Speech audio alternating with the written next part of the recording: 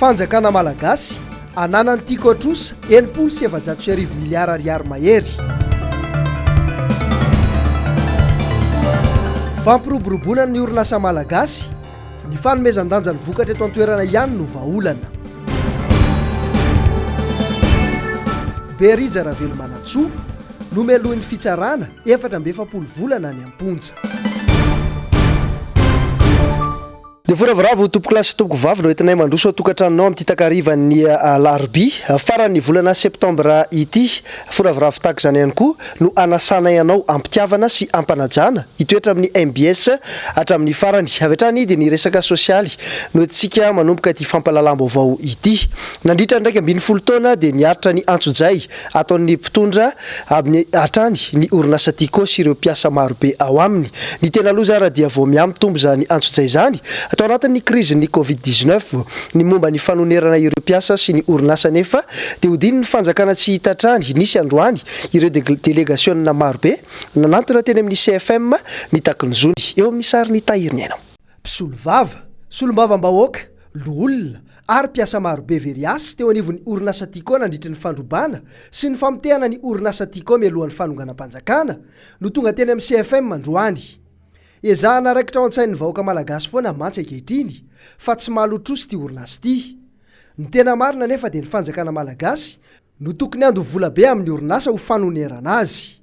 Voarakitra tsara ao anatin'ny tondrozotro zany ary voadidin'ny lalàna. Ny olana nefa ny dosie rehetra efa feno sy tafapetraka teny amin'ny CFM saingy tsy hita izay tohiny. Ny fanjakana nefa manao ny ataony. Togisa lahy ho manketsaka izy indray no avava.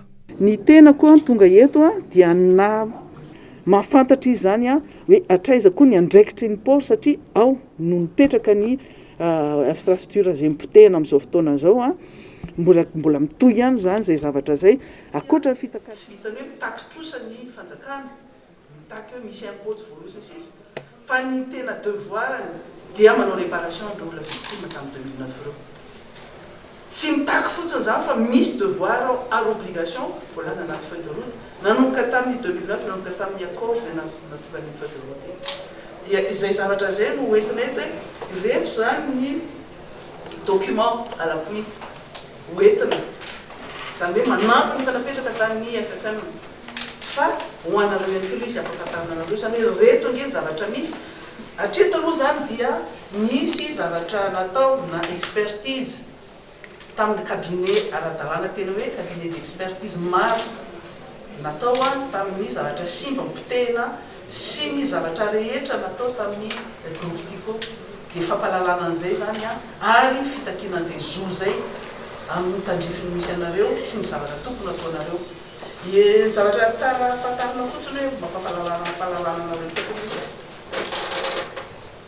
Ankehitriny dia misy ny fitakiana vola etra fotsiny no resahana amin'ny groupe Tico.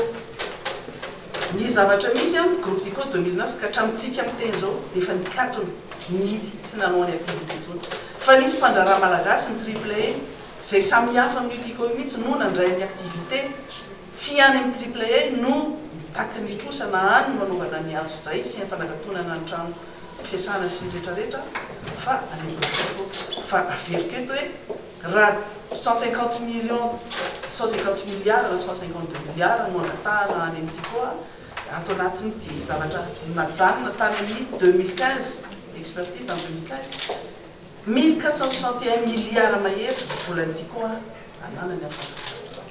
Zay ny zavatra 2015 zany fa raha mbola toizina hatramin'ity 2020 zany loatra zay. Ka ndika zany sy difitarana na inona zavatra nitranga tamin'izany nanao compte à faire. Afantarina izy manambola amin'izy, izy amin'ny tokony mandovola amin'izy, ahoana ny anaovana compensation, ahoana ny andoavana an'izay fa fantatra nisy fandrobana, nisy fanapotehana, nisy filasaina fanapotehana tamin'izany fotoana zany tsy le olona nandroba na ny olona namodika no hoe nandohan'le onitra fa nisy fond comment zay natao anatin'ny feuille de route hoe any no tokony hanolorana ny olona rehetra. Zay no antony atongavana eto ny zavatra misy fotsiny dia hoe mampalahelo fa tsika le fampiavaram-pirenena tenenina tsy tody. Tsy tody amin'ny tokony atao.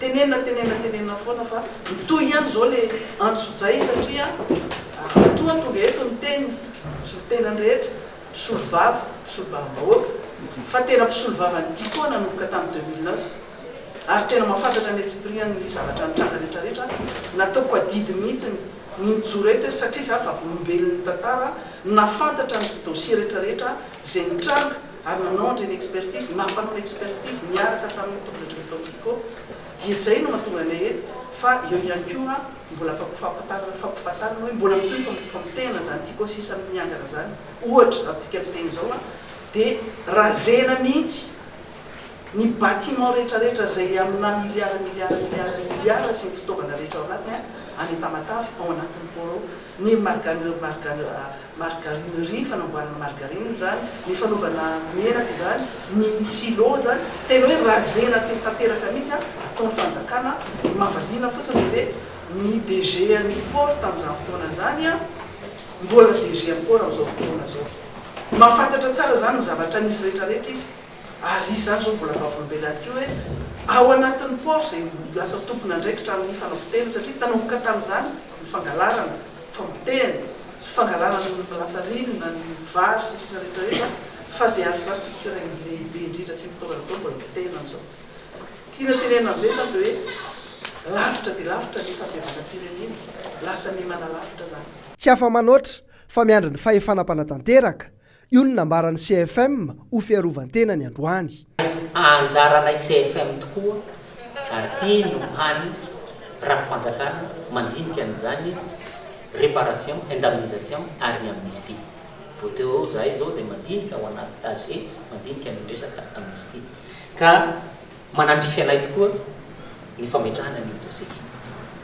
zahay anefa zavatra fadimy tiako totsindriny tsy manao zay sanatrin' zany saipatanay na ny sitraponay fa voafehy ny voalazany lalàna zay voalazany lalàna no arahinay anisan'izany ny voalaza ao amin'ny andiny fa 7 na ny article 59 amin'io lalàna io zay milaza fa ny principe sy ny modalité d'indemnisation dia tsy maintsy arafitra ao anatin'ny didim-panjakana tsy maintsy atsangana araka ny didim-panjakana koa ny FNS Fonds National de Solidarité zay io no hany ahafahana manao ny indemnisation eo amin'ny vaovao ny toe-karena dia notosaina io maraina io teny amin'ny foben'ny FES teny ankady fotsy ny fifanaovantsony teo amin'ny mpiara-miombinantoka ara-ekonomika amin'ny Madagasikara sy ny FES teny antoerana nanao ny angomaovao moa injavandremahefa sy Mathieu Princy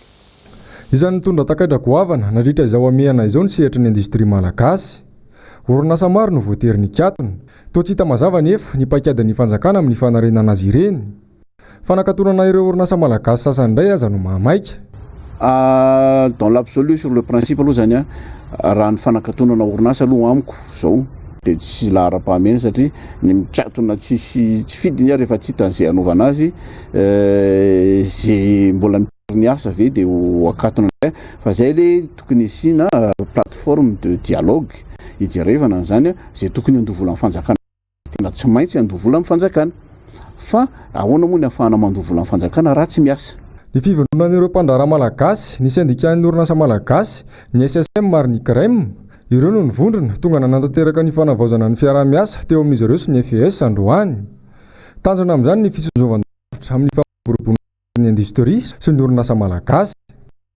tsy vitany kobaka ambava fotsiny ihany fa izany fa ilaina ny fandraisana andraikitry ny tsirairay indrindra fa ny fanjakana izay tomponantoka voalohany amin'ny fitsonjovana ny ara-ekonomika eto Madagasikara inona ny tena zavatra maika dia ny fanodonana ny akora misy eto Madagasikara ary midy amin'ny tsena anatiny aloha ny industrie agroalimentaire io zany no isan'ny tena maika voalohany indrindra satria ny hoanitra eto Madagasikara mihitsy no tena miankina be dia be tonga hatrany amin'ny 70-80 isan-jatony any no voatery tsy maintsy afarana ao zany ny siramamy ny menaka ny pâte alimentaire ny lafarine zay lafarine zao vao misy any manomboka manao itsika nefa afaka mamboly blé eto Madagasikara itsika nefa tsy manana minoterie zavatra ohatran'izany zany reny zany no tena maika faharoa manarakaraka zany ny entreprise na textile sy ny confection zay mananatsika main d'œuvre be dia be reny koa zany no voalohany faharoa manarakarak'izay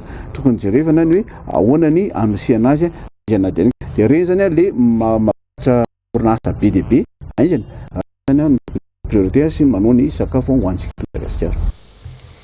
Eo amin'ny lafim-baovao hafa nivoaka androany ny didim-pitsarana ny Berija. Tonga teny amin'ny lapan'ny fitsarana teny Anosy araka izany ny mpanao gazetiny MBS Nomen'Andriamana Misata sy Tahirniaino. Ny enina dona no nitazomana vonjomaika amponjany Berija Ravely Manatsoa. Anisan'ny ampangana azy ilay raharaha fanehoan-kevitra tao amin'ny Facebook, fanaratsiana fitondram-panjakana sy fanakorontanana ny filaminana anatiny no vesatra ny anjehana ny Berija. Nivoaka androany ny didim-pitsarana. Meloky Berija hoy ny mpitsara. Nivoaka androany 30 septambra 2024 moa zany didim-pitsarana mikasika ny Andriamatoa Berija Ravely Manatsoa sy ireo namany. Sazy 470 volana tranomaizana sazy miatra no azony Andriamatoa Berija tamin'iza raharaha zany. Namana anankitelo na fahafana dio ary iray rarahany nahazy fahafana salasalana. Manaraka izany izay moa aty amin'ny fiarovana dia nanapa-kevitra ny ampiakatra ny raharaha eo anivon'ny fitsarana ambony amin'izao raharaha izao satria nay dia tsy faly zahay amin'ny didim-pitsarana izay navoaka amin'ny fitsarana satria hitanay hoe resaka fanehoan-kevitra ity raharaha ary amin'ny mampam-olom-pirenena anazy dia afaka maneho hevitra ny olom-pirenena rehetrarehetra ka ny fanehoana hevitra ve no azahoana sazy animbana fiainana olona ohatran'izao dia aminay hitanay fa tena tsy rariny tokoa ilay izy. Kanefa raha ny zava-misy dia izao fitondrana izao no anisan'ny dradradratra resaka antsoina hoe demokrasia teo amin'ny tendran'ny Ambohijatovo tamin'ny fotoan'anjona ary aminay raha amin'ny andro mangarahara ohatran'izao no mbola izy fanampenam-bava ary hitanay fa lasa fitaovana anampenana ny vavan'izay olona tsy mitovy hevitra aminay fitondrana. Hakivina no hita soritra teny amin'ireo fianakavian'ny Berija. Fianakaviana izay efa nangataka ny fahafahany vonjomaika matetika saingy ny lavin'ny fitsarana hatrany. Ankoatr'izay dia tsy nomena lalana ihany koa ny fianakaviana hitsabo an'i Berija vokatr'ilay vonina azo azy.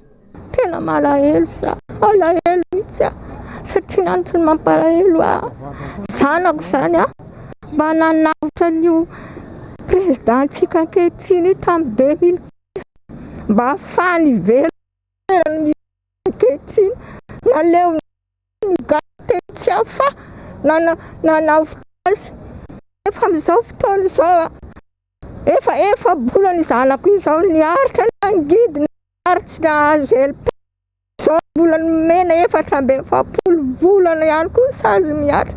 Tena malahelo tompoko, tena malahelo fa izy mono zare mono tompony fahefana dia ihany ilay izy fa trop satria trop loatra ilay anjanako mba nisoa ihany nataony tamin'ity fitondrana ankehitriny ity. Izao zany ny valisoa endry zareo. Fa toy ny raharaha fampidirana fitaovam-piadiana mahery vaika teto Madagasikara mialohan'ny fotoanan'ny fampelezan-kevitra dia mivoatra ankehitriny ity raharaha ity sy ny manodidina izany. Nisy ny fanadihadiana manokana izay nataony Asin'Andriamalala sy Mathieu Prince. Ny 1 septambra lasa teo raha ny vahiny tao amin'ny fahitalavitra rahavavy iray ny filohan'ny Anteny Merandolona no nanao ampamoaka goavana momba ny fampidirana atsokosoko fitaovam-piadiana mahery vaika mialohan'ny fampelezan-kevitra tamin'ny fifidianana. Satria ny misy any amin'ny demina tamin'izany dia nitondra tanaty conseil des ministres hoe misy any reto mampiaya satria misy fampidirana fitaovam-piadiana eto nefa reto ny fepetra tsy maintsy arahana autorisation tsy maintsy alaina na ny fanjakana ary mampiditra azy. Ny tsotra moa dia tsy mahazo hoe afa-tsy izay efa ekena hoe reto farareny re arme de guerre reny ny tanke sy ny sisa dia misy fepetra fa raha zany tsika dia lasa firenena tena tsy hita zay olazaina tsy hita tsony ny kategorizena antsika. Hatramin'izao tsy misy tohiny intsony ity ampamoaka goavana nataona filohan'androm-panjakana ity. Misy lalana mifehy sy fombafomba maro nefa tsy maintsy arahana raha toka mampiditra fitaovam-piadiana eto amin'ny firenena. Dia ny mahagaga zany dia hoe ahoana ary ny fomba nampidiran'ilay olon-tsotra alohan'ny filoham-pirenena azy nireny fitaovam-piadiana. Raha ny tena marina koa tokony hoe tantaratra ao anatin'ny loi des finances ilay izy. Nefa raha ny kabary nataony dia izy mbola tsy filoham-pirenena izay efa nahakaraka an'ireny. Ka eo amin'izay zany dia nisan'iny ilay fanambarana nataony filohan'ny anteny miarandolony iny na makibantsirana an'le resaka fampidirana fitaovam-piadiana mieritreritra zany zao fotoan'izao angana enquête parlementaire ahafantarana marina hoe le filoam-pirenena tamin'izy mbola olotsotra ve napiditra an'ireny araky ny filazany azy sa volam-panjakana le izy ariana daholy ny fomba nentina napiditra an'izy ireny satria na amin'ny lalàna anatiny eto amintsika eto Madagasikara na amin'ny lalàna iraisam-pirenena dia sarotiny tokoa ireny internasionaly zany amin'le resaka fivezivezena fitaovam-piadiana mahery ohatran'ireny. Amin'ny tapatapaky ny volana oktobra ity moa ny fivorian'ny anteny Merarotot ka amin'ny fotoan'io no heverindreo olona anaovana izay fanadihadiana izay. Mbola hitoetra any amin'ny anteny Merandolo leny ihany sika any amin'ny lapana nosikely toy nyzay raharaha makasika ny fifidianana izay kasaina ho atao letrezana dia manao toy vakana ihany koa ny faneho-kevitra ireo mpanao politika sy ny karazany maro anatin'izany ary anisany mitondra ny heviny androany ny olona iray ateny amin'ny lapana nosikely teny. Mbola iasin'Andre Malala sy Manora Andre Malala. Iaraha malala fa tsy manara-dalana tanteraka ny fifidianana olona izay ezahana atao amin'ny lely ny 1 Desambra ho avy izao na ny lalam-panorenana na ny lalam-pifidianana dia samy vohitsakitsaka avokoa ho an'ireo olona perinasa lany tamin'ny anaran'ny antoko HVM dia ny fandaminana ny zotra-pifidianana amin'ny ankapobeny mihitsy no lara-pahamehana amin'izao fotoana izao.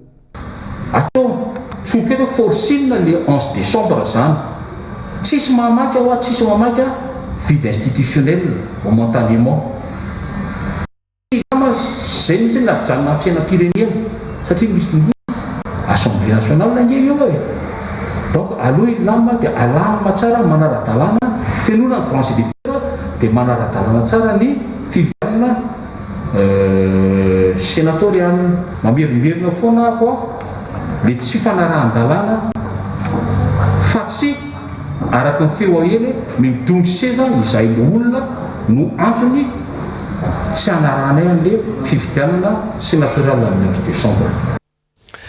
Mbola amin'ny tanàny sainy maro ny fandarana izay nataon'ny ben'ny tanàna Antananarivo renivohitra ny alady lasa teo tamina fahitalavitra rahavavy. Nisy mihitsy ireo nanome ny heviny momba izany androany.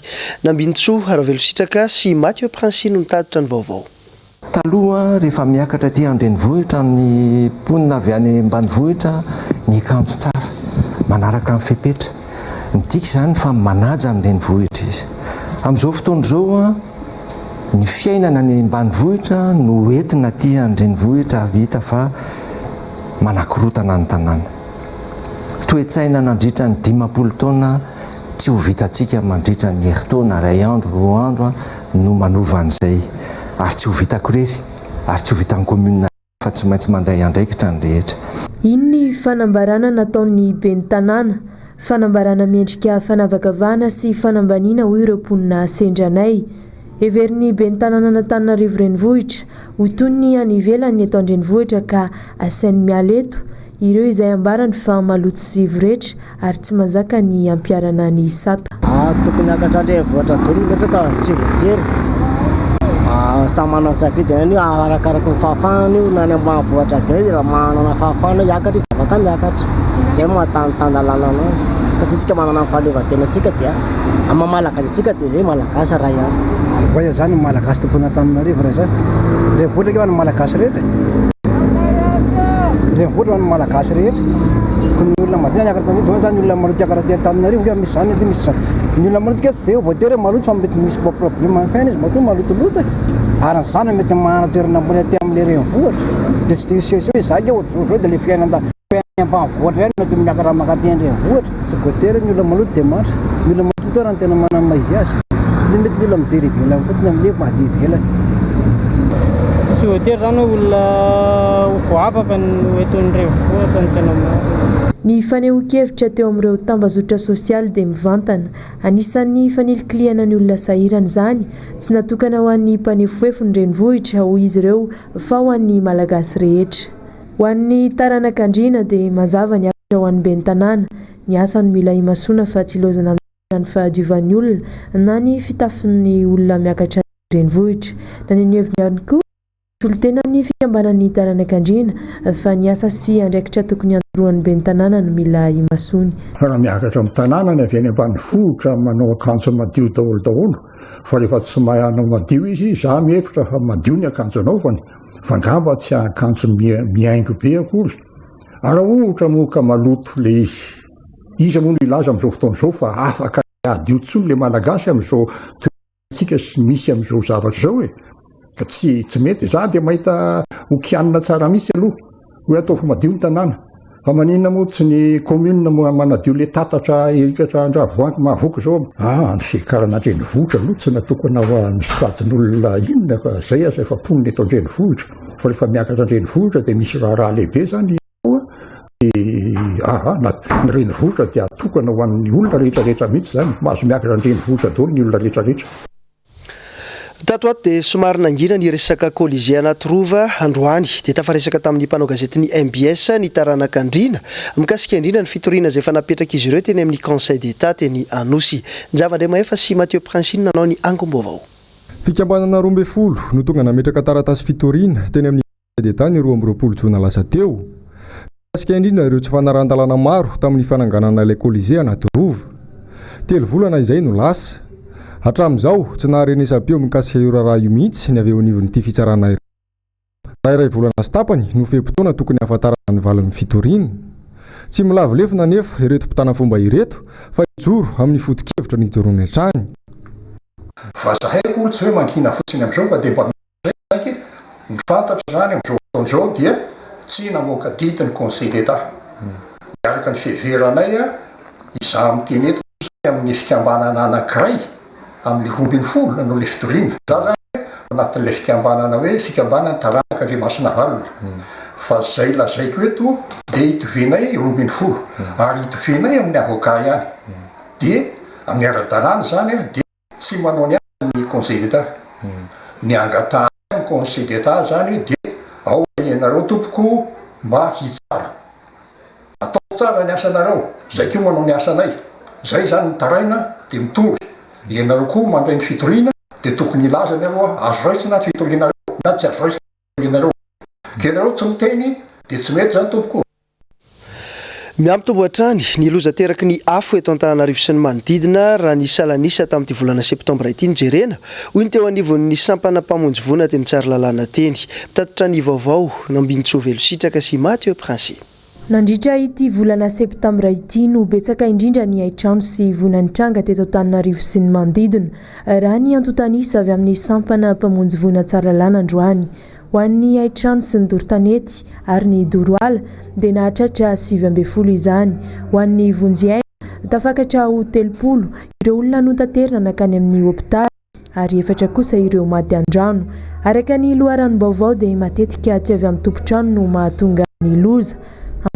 Ohatra ny fiovan'ny toetrandro sy ny tsy fanaraha-maso akaiky ireo andrin-jiro sy taroby mitondra herinaratra ny fanazavana. Eo ihany koa ny doroala izay nahazo vahana tato ato. Isan'izany izao ny namaizan'ny alam-panjakana iray tany amin'ny fokontana Nosy tao Ambatofotsy Omaly alina. Araka ny fitantaran'ireo mponina tany an-toerana dia tao anatin'ny adiny 4 vao maty ny afo rehefa ny farombonan'ny fokon'olona sy ny mpamonjy voana. Ity toerana ity moa izay malaza amin'ny fitsangatsanganana sy fanaovan'ireo mpanao randonnée ny lahasany. Ho an'ny eto an-toerana mbola vitsy ihany ireo aitrano na doroala vokatry ny fiovan'izay toetrandro izay raha oharina amin'ny any Amazonia izay tena mbola atahorana hitatra. Araka ny loharanom-baovao dia tamin'ity taona ity no tena maro indrindra ny firehetan'ny Amazonia. Nitombo 7.5 isanjato mihoatra noho ny tamin'ny taon-dasa ny firehetana ho an'ny volana Jona manokana. Ivadika lafim-baovao afa-tanteraka isika izay ifantoka amin'ny resaka sosialy. Nanatanteraka avalan-dresaka ho an'ny mpanao gazety tsy Ankorondrano androany ny vondrona iraisam-pirenena CBM nomen'Andriamana Misata sy Tahiriniaina no teny an-toerana. No tanterahina androany ny etika izay karakarain'ny avy eo anivon'ny vondrona iraisam-pirenena Christopher Blandin Mission na CBM. Ny tanjon'ity hetsika ity dia ny fanavozan'ny CBM mandritry ny 5 taona ny fandraisana tanan'ireo olona manana fahasembanana. Anisan'ny paikady napetraka izy ireo mandritry ny 5 taona manaraka feo sy fanomezana zo ireo olona izay manana fahasembanana ary miantoka ny fahafahan'ny mponina voakasika voina Janahary na vonana nataon'ny olombelona amin'ny fanampiana sy fiarovana azy ireo. Maro dia maro mitosika izay entin'ny CBM amin'ny alalan'ireo tetikasa ireo. Mitosika eo amin'ny fanabeazana mampiaty zany. Ara-pahasalamana, eo amin'ny ara-pahasalamana moa dia indrindra ny fahasalaman'ny maso, ny fahasalaman'ny sofina, ny fahasalamana ara-batana, ny fahasalamana ara-tsaina tafiditra ao anatin'ity drafitrasa ity daholo. Ao ihany koa ohatra ny tosika eo amin'ny fampananana asa sy ny fanofanana. Ao ihany koa ohatra ny tosika amin'ny haitaky sy ny adisisika na plaidoyer ny lazantsika azy mba ahafahan'ireo olona manana fahasemana sy fikambanan'ny olona manana fahasemana manana maizy azy mba ahafahan'izy ireo tena hoe moritra tsara izay haitaky izay mba ahafahany tena hoe ho tonga olona zany eo amin'ny fanatanterana ny asany. Eo ihany koa moa ny eo amin'ny hoe ny fampandrosoana mampiaty any fotony. Io zany tena hoe zava-dehibe ho an'ny CBM fanohanana ny fikambanana izay miasa any fotony, ny fikambanana malagasy miasa any fotony mba izy ireny nololana eo amin'ny fanabeazana mampiaty tsy hoe fanabeazana mampiaty fotsiny fa fampandrosoana mampiaty any fotony. Tao anatiny ity ame fahasalamana ity misy ny fanomezan-tanana sy ny tolotanana izay nataon'ny CBM nanomboka tany amin'ny volana avril voaloseho ny amena ara-pahasalamana teto Madagasikara nandraikitra feno tamin'izany ny CBM hitsinjovana indrindra ireo olona manana fahasalamana izay tsy afaka hoe hisisika ny vatsitsizo na ry na roa fa dia noreky ny momba azy ireny. Fa hoentinay any amin'ny faritra ianao anatin'ireto lafim-baovao manaraka ireto fanadiadiana hoentinay any Antsianakany. Namaky-pantsilana ny tsy fitezana misy eto amin'ny firenena izay ataon'ny fitondrana ny antoko HVM omaly mijoro izy ireo ny antoko ary tsy anaiky intsony ny fitantanana gabraraka misy eto amin'ny firenena. Angom-baovao ny Niry Andrenarifondy. Diso fanantenana ny vahoaka malagasy tsy mandeha araka ny tokony ho izy intsony ny lafin'ny fitantanan-draharaha eto Madagasikara. Ny fotra izany tamin'ny valan-dresaka ho amin'ny mpanao gazety nataon'ny tompondraikitra eo anivon'ny antoko HVM avy ao Antananarivo sy aty anivon'ny tapany atsinanan'ny Madagasikara. Nomarian'ny loholona Jean Remy sy ny loholona Malbenois fa ampy izay ny fahanginana fa tsy maintsy hamaky-pantsilana izay zavatra tsy mety eto amin'ny firenena ny antoko HVM. Sainay milaza eto ampahibe maso fa tena diso fanantenana tanteraka ny vahoaka malagasy. Mialokaloka anatin'ny valanaretina Covid-19 iny fitondram-panjakana. Tsy misy ny fanoiza raharaha panjakana, continuité de l'État. Betsaka loatra ny fandikan-dalàna mba tsy lazana hoe fandikana ny lalam-panorena miverimberina. Tsy misy ny demokrasia eto Madagasikara. Zay tsy mitovy hevitra aminao dia ampiditra amponja. Tsy misy zany ataontsika hoe fanjakana tsara tantana izany.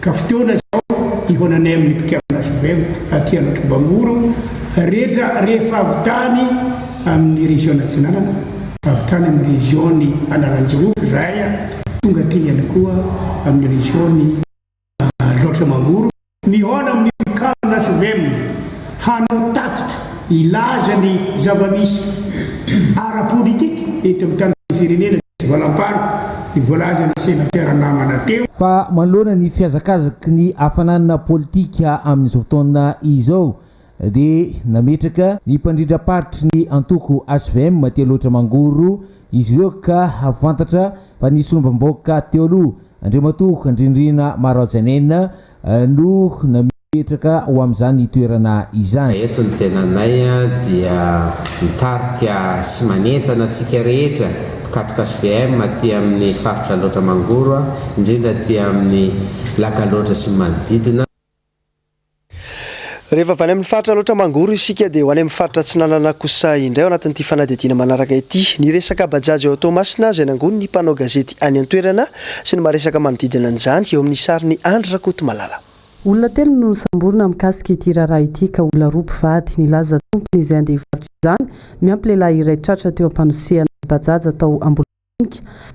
efa nahitana fahasimbana sy fanovana ny karoseria sy ny motera bajaja atao riny fitoriana napetraka ny tompony dia nanamafy ny fanaraha-maso mikasika ity bajaja ity ihany koa ny avy fikambanana mpona bajaja izay nanampitoka ny fiaroana omaly no nataony velam-pandrika arahana refeo ny tompony fa misy mikasa hivarotra ilay bajaja ao ambolo-madinika vantany vanazana ilay tuktuk omaly volakandro ny tompony dia ny antso mpitandro filamina ary nampahafantatra io iray teo akaikin'ilay toerana nahatrana azy mba ahafahana indray ny fananana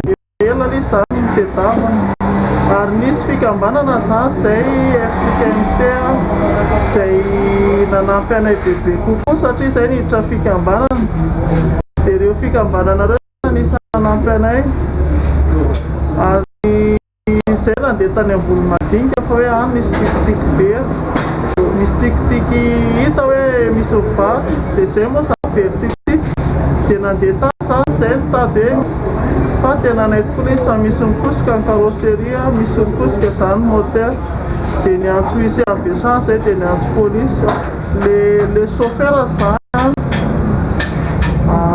fanaiky zay sisy zany nanao taratasy zay sisy fa andovola aminazy 100 000 ariary isam-bolana izy fa nefa raha ohatra izy ka tsy coupable mariako tsara le chauffeur io raha tsy coupable le chauffeur avery ny taratasy efa fanaovanay dia orovitiko le izy fa raha ohatra kosa izy ka complice amin'ilay olona nangalatra an'ilay tikitiky tokony total nataonay averiny zany 9 000 fa zany hoe sasany nanao an'lizy nanao traite tafiakatra tany amin'ny 18 millions ariary zany ny vidina tikitiky aza-dehibe ny fidirana mpikambana ho ireo mpitarika fikambanana ireo mpamituka any Tomasina manamora ny fikaroana tahaka izao ary indrindra ahafahana miaro ireo mpamila malohany na fanafiana bazo azy ireo matetika ny fanaditiana lalina sy ny sazy mendrika eo andreo rehetra tomponantoka na mpangalatra na mpividy andreo bajaja alatra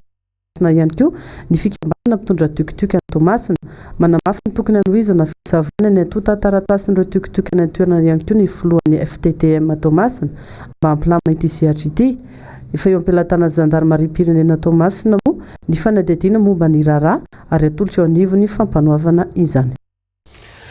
Ireo vaovao hafakely eo amin'ny sehatra iraisam-pirenena no amaranantsika ny fotoana amin'ity alina ity nangony ny Ravrazafy Mahenina sy Andra Kotomalala.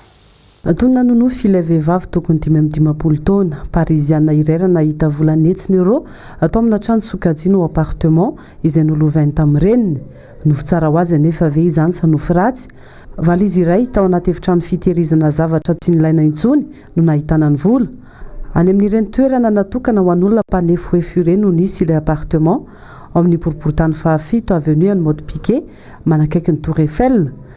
Kiasa nivarotra ny trano moa ity farany ka nitady olona hanao ny tombatombana amin'ny tokony ho vidiny sy olona afaka hivarotra izany.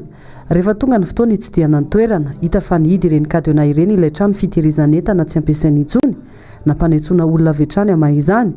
Tsy nisy nieritreritra teo fa arena no hiafina tao.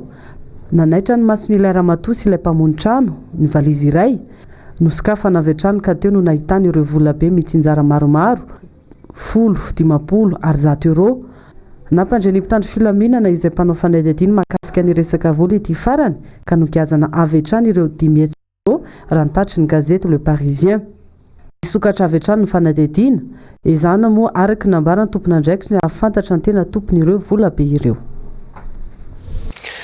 Diny ihany koa tompoko lasy sy tompoko vavy no nanakatona tanteraka ny fampalalam-baovao tamin'ity volana septambra ity ankasitrahana feno ny safidinao tsy misaraka amin'ny MBS ankasitrahana ny teknisianina ireo mpanao gazety ny mpakasary miara-misalahy mifanometana ao anatin'ny fanatotosana ny tenanay dia manome fotoananao amin'ny rapitso indray samy tompoko lasy tompoko vavy.